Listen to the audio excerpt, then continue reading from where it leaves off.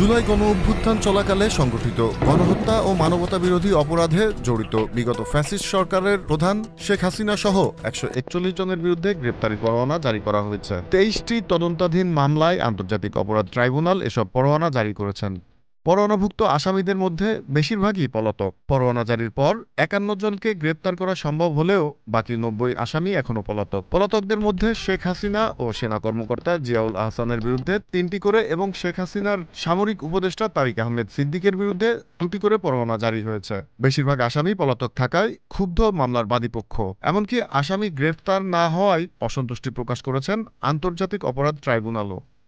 সংশ্লিষ্টরা বলছেন, কোনো আসামির বিরুদ্ধে ট্রাইব্যুনাল থেকে ওয়ারেন্ট জারির পর তা কার্যকর করার জন্য পুলিশ সদর দপ্তর ও পুলিশ মহাপরিদর্শক বরাবর পাঠানো হয়, কিন্তু পুলিশ অধিকাংশ ওয়ারেন্ট কার্যকর করেনি। এক্ষেত্রে আইনশৃঙ্খলা রক্ষাকারী বাহিনীর অবহেলার অভিযোগ তুলেছেন ভুক্তভোগীরা। এমনকি সরকারের দায়িত্বশীলরাও এই বিচার নিয়ে অনেকটাই কচ্ছপ গতিতে এগোচ্ছেন বলে অভিযোগ রয়েছে। Z news, Dhaka.